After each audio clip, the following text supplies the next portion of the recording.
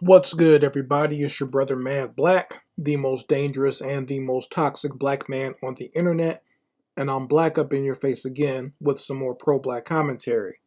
So, this is going to sound very toxic to those who support a lot of nonsense in the mainstream, but I'm just going to be as honest as I can, and I'll explain my reasonings behind my opinions on this story. So, it's come to everyone's attention that Hollywood's favorite Rainbow Ranger, Billy Pooter, has put his $1.4 million New York home up for sale. And what Billy Pooter says is that he can't afford the payments on his house anymore because of the actor's strike. So the actor's strike is having a big effect on him financially because he is not getting any work, and he admitted that he lives paycheck to paycheck. All right. So, and Billy Pooter has been having it real rough as of lately. Like the last few years or so have been rough on him. Like he had to come out and let everyone know that he's HIV positive, right? He had to lose his white daddy, his white husband, Adam Smith, filed for divorce and left Billy Pooter by himself. And now he's losing his home. So things have been going real rough for Billy Pooter. So I guess his lifestyle, as far as living in Hollywood and being the ultimate moist minstrel for white Hollywood, has not worked out for him financially. You would think that with all the buck dancing and tap dancing that Billy Porter has done over the years, that he would have put some money away for a rainy day, so that when the proverbial shit hits the fan, that he would have some money put away and he would be able to survive. Now, to be totally honest, I think he probably would be okay if he wasn't living beyond his means, but Billy Pooter is a diva above other things, so he's obviously living above his means and making sure he can prance around in all the pretty dresses that he wants to, and wearing wigs and weaves and whatnot, and just doing all the ultra flamboyant stuff when he's around Hollywood. Now, what's interesting is, since he's made this announcement, like I thought that the gay community, especially the gay community in Hollywood, both in California and New York, I thought that they were a very close knit community and that they took care of each other. I thought that when gays, especially gay males, were in trouble, whether it be financially, physically, or health wise, that they could go to their other gay friends in Hollywood to ask for help. But apparently not. Apparently they can't help Billy Pooter save his house. He just seems to be SOL and on his own in this regard. And I don't know if it's because he got a divorce from Adam Smith, and the fact that he got a divorce from this white man, that's cut Billy Pooter off from the rest of the gay community, or the white gay community that he wanted to be a part of so badly. I don't know. Because he's definitely not with the black community. I can tell you that. All right. Because Billy Pooter has made it his mission, while he's been in Hollywood and while he's had a voice and public's eyes on him, to basically shit on the black community every chance he got. We all remember when George Floyd was murdered by the police. George Floyd had not even been taken out of the coroner's office and put into a casket yet, before Billy Pooter got his dumb ass on social media and started creating a distraction by saying that black trans lives matter and black LGBT lives matter, and the black community is very homophobic and attacks black gays.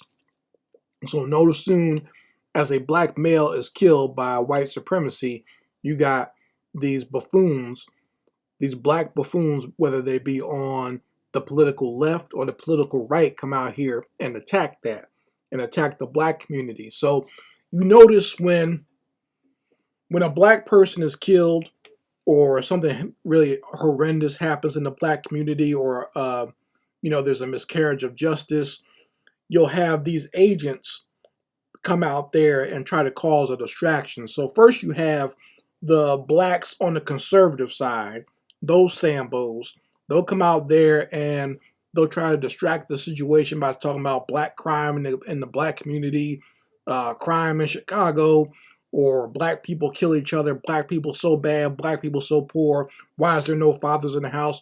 All this bullshit that has nothing to do with the violent incident that just occurred. Likewise, you'll have black agents on the liberal side. So this is one of the ones that people forget about and don't see very often or don't pay much attention to. But I peep game, and I've seen that you have these black liberal agents on the Democratic side who want to throw out all these straw man arguments talking about black trans lives matter. We got to protect the black LGBT. What about women? It's just all types of bullshit comes up, and all types of straw men come up from both political parties, and they have their little bootlicking black agents on both political sides to come out there and cause a distraction, right? And then you wind up arguing with these buffoons and not arguing what's supposed to be being argued is black versus white supremacy. Okay, everyone's concentrating too much on these assholes and the nonsense that they're saying on social media and not concentrating on focusing on taking down white supremacy or what it's done to black people, right? So Billy Porter is one of those types. He's one of these black agents, and in exchange for being a black agent of white supremacy, he got himself a white husband.